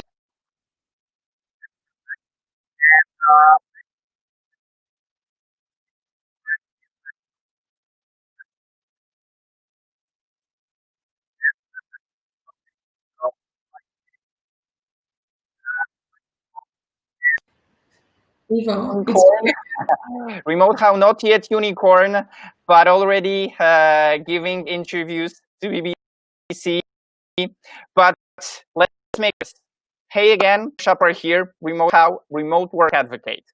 Speak to you today in very unfortunate times because of the pandemic. But the pandemic caused a humongous change and a growth in how we work. And one of the biggest changes is the growth of hybrid teams, which creates a number of new challenges and the reality that will become the new norm. And when I asked myself a couple of weeks ago, what is actually the biggest challenge for the current workforce, the workforce that was not remote before, the answer was maybe not simple, but it was very short. It was consistency. Consistency is the key to most of the, if not all, challenges that we will discuss in a second. So when I was preparing for this talk,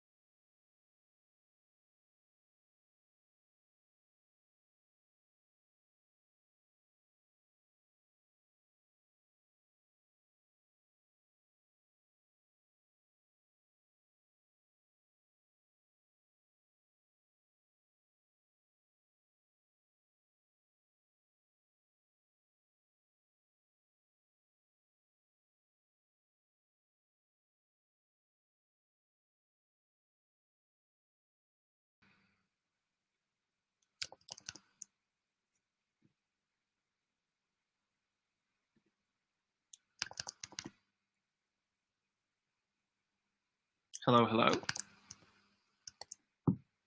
Can you hear me?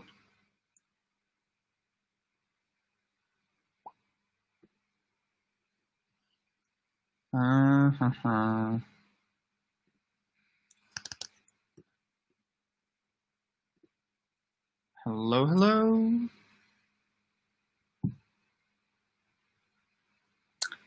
That's perfect. Apologies for that. When I'm getting into the zone, I cannot see anything. Okay, thanks that everything is back. So I'm the microphone again. I hope that you can still hear me with the microphone. Perfect. So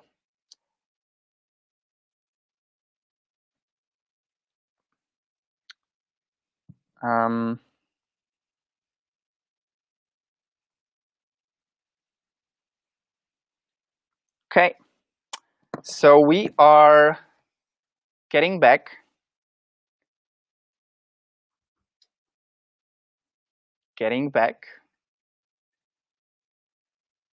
On track.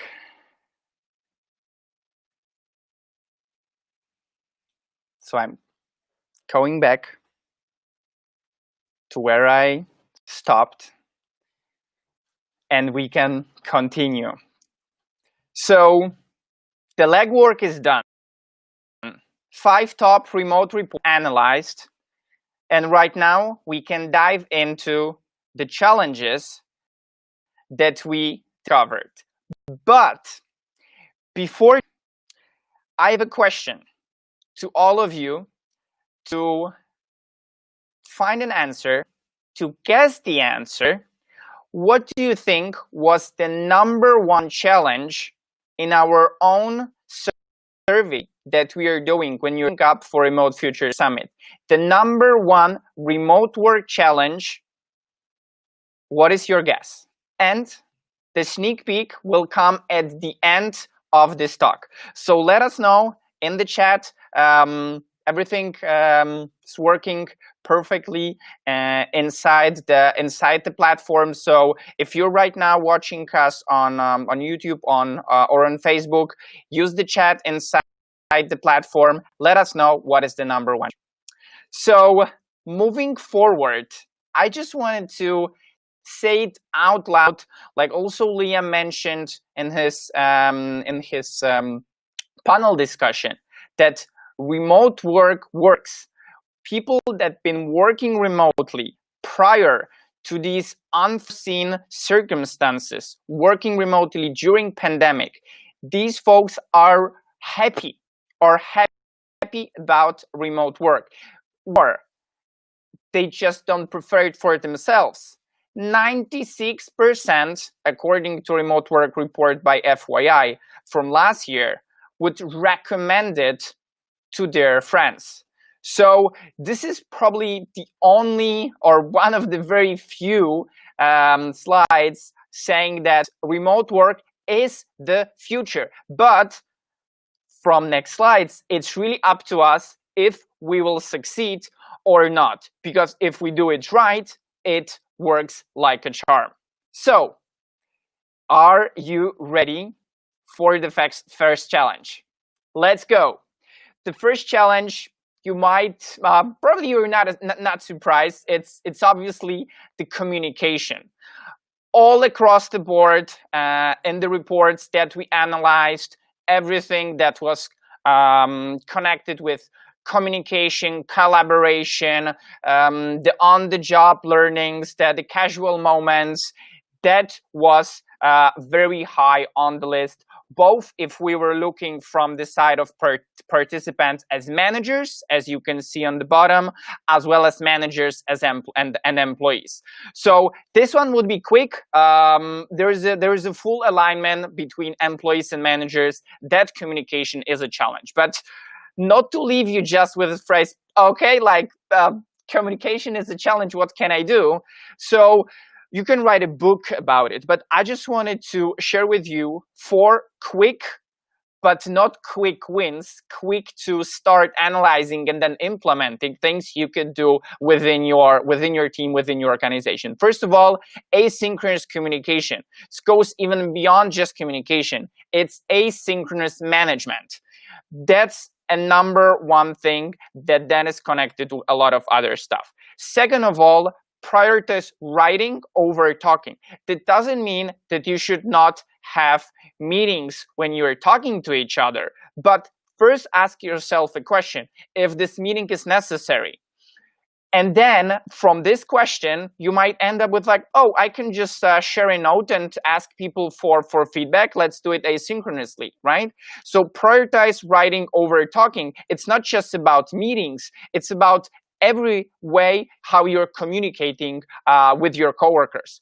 Third aspect, implementing communication policy is an absolute must, because there is a presentation that I'm giving, right? Those are just like some general advices, and then you can go into details like, okay, we need to do this and that, but then everyone inside the company, everyone needs to be aligned on the same behaviors, and it needs to be public, it needs to be written down, and then you need to make sure that you're following through.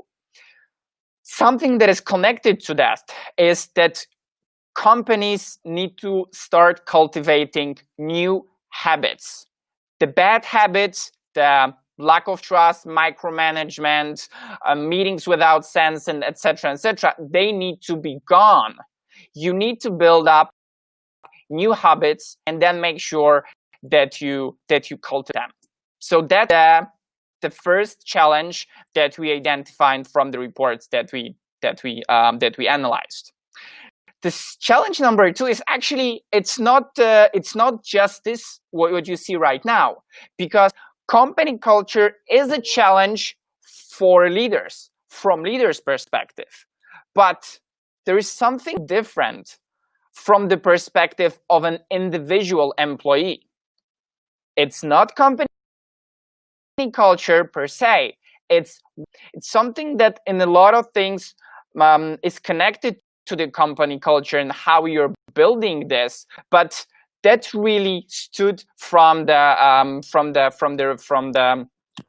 reports that there is a difference. So you can say, like they say in Thailand, same, but different. And diving deeper into that, as you can see, all accord, there is a challenge with lack of relationships, with loneliness, with isolation. Let us know in the chat if you agree with what you can see here, especially from the two different perspectives here. So there is a perspective of managers that we identified in our remote managers report, as well as the other two reports that were focused on managers. If you ask employees and managers, then it looks slightly different. The focus on the challenge here is on isolation and loneliness. And unfortunately, as of right now, as from the data that we have, it's not that clear for leaders that those are the challenges that they need to be proactively supporting. Let's remember, proactively supporting, because you cannot be reactive in this situation. That would fire back. So company culture from the perspective of the manager, and then aspect of the well-being from the perspective of the employee. And that kind of comes together if you look at the whole company culture. If the company culture, and this is something you can see everywhere, the water cooler discussions, something that was happening within the office, in the kitchen, when everyone was gathering doing the coffee. If there are no such relationships, it's an isolation. And the isolation leads to low engagement. And then you can understand how it goes. So there is a clear correlation on these aspects. So this is a message to leaders to make sure that you address that. And then leaders are like, okay, what can we do? So those are, again, 4 points that would be helpful as a start to tackle these challenges. So first of all, take a step back. Like, I will take a sip of water if you don't mind. Take a step back and do an honest review of your company culture. The company culture that you had pre-pandemic.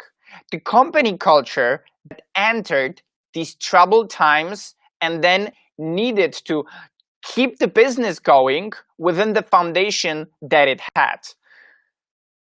Be very true to yourself, to your team, because what we see across a lot of companies, the culture wasn't great.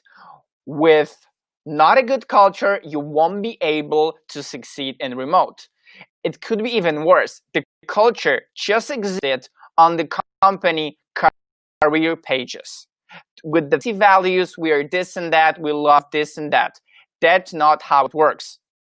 Once you have that, those are some more of an operational advices that I'm sharing there here that you can implement right away, like setting up a common theme, remote social groups.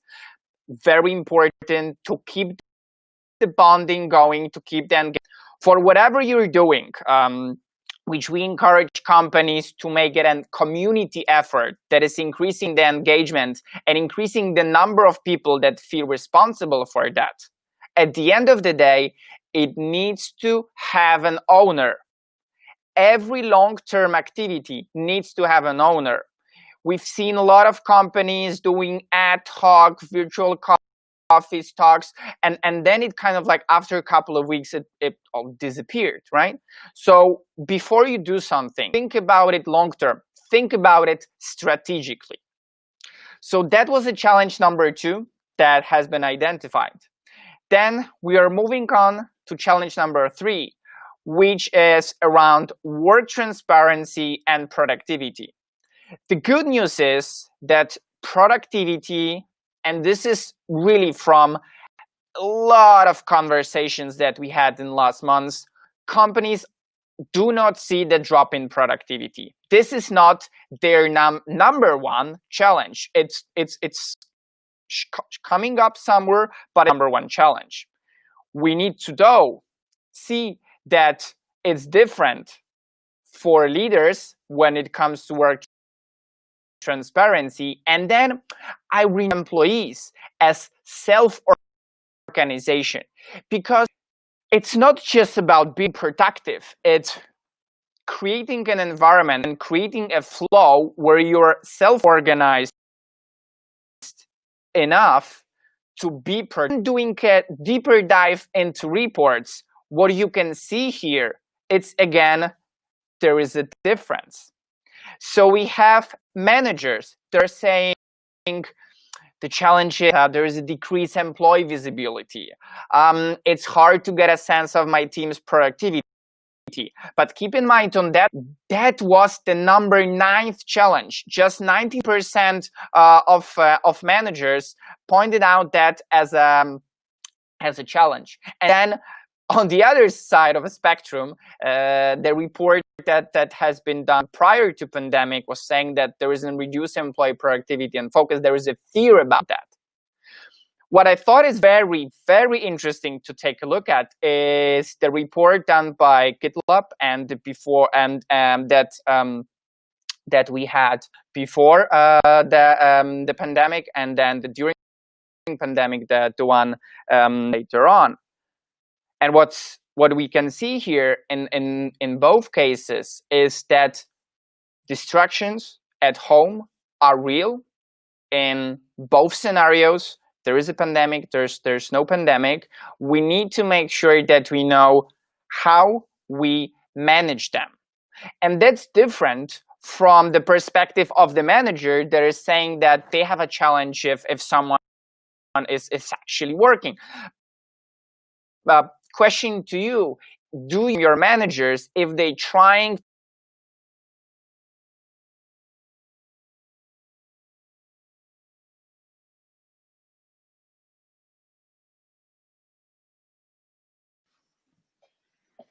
Hello everyone. It seems like we got cut off just now. So while we wait for Ivo to get back to us, I just wanted to share quickly that yes, all the content, I know a few people asked this, all the content will be available to you after the conference, so you can fully focus on what is being shared live. I hope you can hear me. If you can't hear me, then do let me know, but I think we should be good. We're having some audio challenges. As you can see, I've switched my background. Yes, amazing, you can hear me. So yes, as I was sharing, all the content will be available after the conference. So if you have registered at our website, remote-future.com, then we'll be sharing all the recordings and presentations. If speakers will share them with us as well, we'll be sharing them with you later on. Taking the time, I also wanted to remind you that we're having conversation in social media about challenges of remote work. So make sure to join us with #Remote Future Summit and share about your own experiences with remote work. All the powerful stories of failures, challenges, and things that you have to overcome in order to be better remote worker. Or also some questions if you have them. Our team will be online throughout this whole day and tomorrow to answer your questions. Our speakers are also tuning in live, and we're tagging them so they will be seeing these conversations as well. So you can just hop on and be a part of it. While we're still waiting for Ivo, I wanted to share with you quickly about our platform. I know the live stream is already there. We have embedded YouTube live stream directly, so you can check out, you can get back on Remote How platform and enjoy the conference there. After this session, we will be starting a round of networking sessions, which I think is very exciting, as well as we will be doing some fun activities in the breakout rooms. For example, we have prepared desk yoga for you. So if you feel like you could use some stretch, then make sure to join us there. We will be having breakout rooms for introverts. I have designed this for myself because I am an introvert, or at least this is how I perceive myself. And usually on networking meetings, I feel very awkward meeting the strangers and starting this conversation. So we have also prepared the space for the people who might be struggling with that as well. We're having breakout rooms for fun, where you can do anything you want, really. We're having breakout rooms for more professional touch points, where you can meet with other people who want to maybe talk about their business, or find business partners, or just exchange ideas about the products and services they are working on. So make sure to check out our platform in case you haven't. There's a lot of things waiting for you out there. We have also made sure to list all our partners of Remote Fisherman Summit. We have a list, a very long list of partners, and the deals that they have prepared for you, so you'll be able to find free courses or discounts for different products and services. Or you could enroll into beta tests of some a beta test of some very cool products that are launching soon, and then it gets upgraded to paid right away. So there are a lot of things that we have prepared for you on the platform, so you can join Summit from there. We have Ivo back with us, so let's hear back from Ivo. Ivo, I hope you can hear us. I hope you can see us. We're back with your presentation, so I'm giving it back to you. Share your screen so we can see it, and we can take it off from the place we lost you. Okay. So over to you. Just sharing the insights that I've been told a couple of weeks ago, actually a couple of months ago, that apparently sharks ate some cables under the ocean between Cambodia and Vietnam, and they still cannot get it fixed. And that drives me crazy. That could also drive you crazy a bit as I was offline for the second time.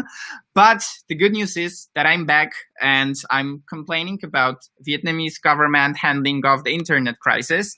Anyway, plugging in my microphone again. I hope you see me. I hope you can see my presentation. I'm going again into the share screen mode. If my team can confirm that everything works like a charm, perfect. Thank you so much. And we are moving forward, speeding a bit.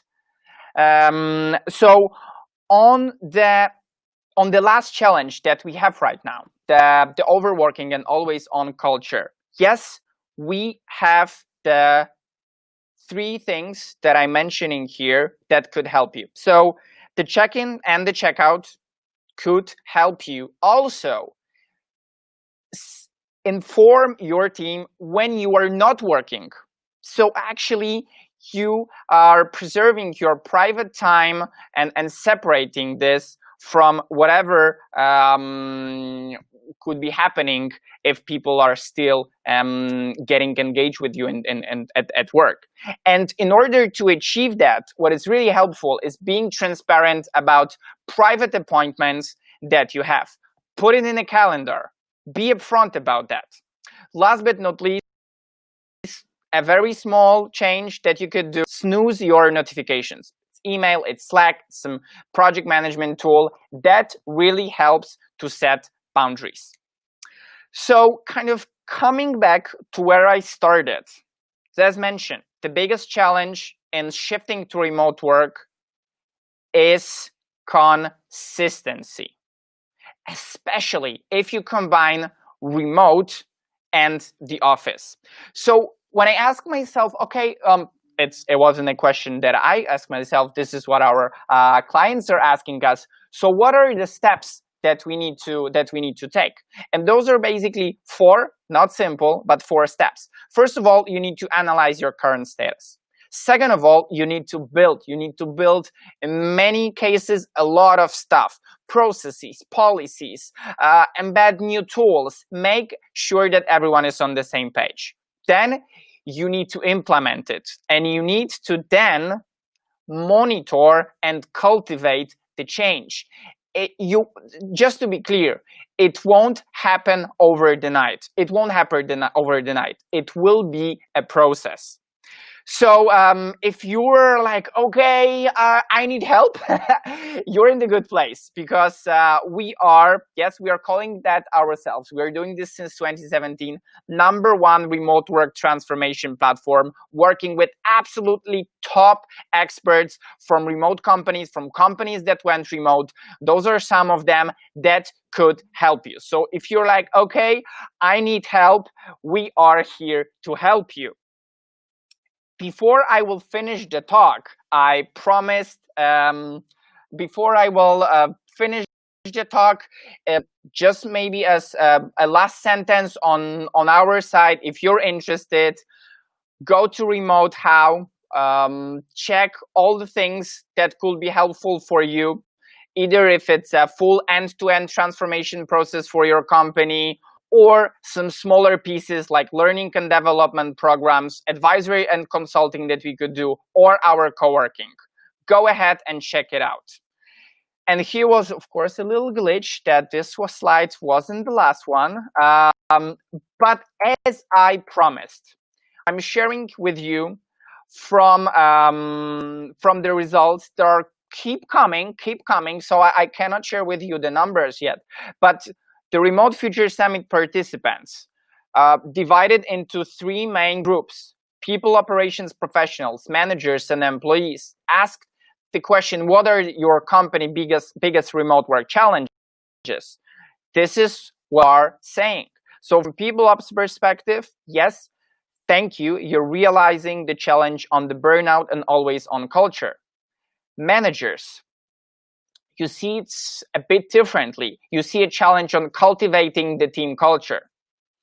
Employees see the challenge on the culture mainly, so fewer moments for the team building. But to kind of get it into one perspective, it's definitely a lot about soft part of your organization, soft skills, the environment that you're creating. As I mentioned before, it won't happen over the night. You need to be very, very intentional about the change. If you're looking for support, we are here for you. So any questions, this is my email. Feel free to reach out. I will do my best to get back to you as soon as possible. We are also offering free consultations calls right now, so there is a chance that we'll meet, or someone on our team will meet you very soon. Thank you so much for your time, and once again, apologies for the slight technical hiccups. Thank you again. Thanks, Ivo, for sharing everything with us and with all Remote Future Summit participants. That was a lovely lesson on what is still in front of us. as all remote workers and managers, and what are the things that we should be still working on. For the people that are live with us, before we head for a break, let us know in the comments how are you enjoying. As you can see, we were struggling a little bit with small technical challenges, but hey, I don't think a virtual conference could have been complete without these. So that's a part of the process, isn't it? But jokes aside, let us know how are you enjoying the content so far. What are the next sessions you're looking at the most, and what are the speakers you want to hear from? We will be finishing this block in about 5 minutes, and then we will be moving to another exciting part of the agenda. We'll be talking about remote work first aid kit. So we will focus on all the key things that you should have under control if you're thinking about succeeding at remote work. So we'll be having an amazing session about how to organize your day. And I know it sounds very simple, but a lot of people are actually struggling with this. When I'm delivering remote HOW Academy programs, people are amazed by a simple concept of time boxing, which for me is very obvious, but I think we can all use some refreshment and new ideas on what to do with our day. Then we will have a great story about thriving in a remote space by Alice from the family. She will tell how they have moved from complete on-site events to a virtual world, and how they have transmitted all their products and services that were based on regular face-to-face meetups into an online world, and how they have worked on building these experiences.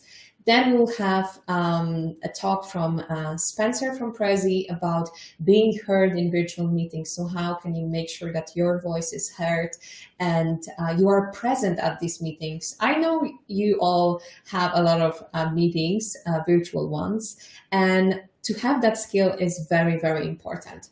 And we will close with a panel discussion about building healthy habits that can stick with you. As a remote worker, you really have to know how to build a habit that supports your workflow, that supports your day, that gets the best out of you. Before we move on to breaks, I just wanted to quickly share with you my screen and show you the Remote HOW conference platform in case you're tuning in from other streaming platforms. This is where we will be during the break time. So as you can see, you can also watch us live here on the live broadcast section and chat with other attendees. You can also learn a little bit more about our agenda and save the sessions that you really want to attend just by clicking here, join session, and adding it to your calendar. Yes, count me in. And then it's done. Okay, that was actually it's working. And break. And we have breakout rooms here, something I was sharing with you during Ivo's presentation, where we had a small break. So different types of the rooms are waiting here for you to join. We'll be doing a desk yoga here in a little bit more than 5 minutes. There are breakout rooms for introverts, breakout rooms for business, for fun and chill. So different types of breakout rooms that you can enjoy. You just have to click open and then read a little bit about a particular room. There is a limited capacity on each to make sure that we are having nice, smooth flow of conversations and there is not too many people here at the same time. So just feel free to explore it. It's really up to you how you want to use the space. You'll find some recommendations prepared by our team. And something I'm really excited about, networking. So we were really thinking what we can do to make sure that the networking experience is valuable and we're having more of a group discussions, less of a one-to-one speed dating. And that's why we set these events around different topics. So you will make sure that you are meeting people who are sharing the same interests or same challenges, and we'll be discussing a particular topic, not just wandering through different topics and different profiles and maybe even different interests of people who will be joining you. So we will be starting this during the breakout rooms, either 5 past or 30 past. Now, don't get confused. I'm using a platform and all these sessions are displayed in my respective time zone. So I'm in UTC +2. If you log in, you'll see all the timings in your respective time zone.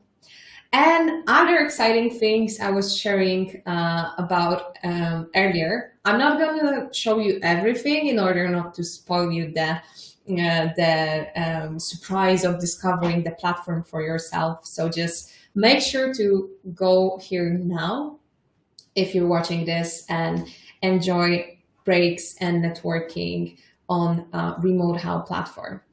We will be back for the blog, for the second blog at 12 p.m. EST. So make sure to convert this time to your respective time zone with a first session organizing your day like a pro. So feel free to stick with us, chat on social media, or just engage in asynchronous conversations on under hashtag Remote Future Summit, or hop in to our mural space and add your key takeaways from these sessions. And I'll hear you at 12 p.m. EST. See you guys.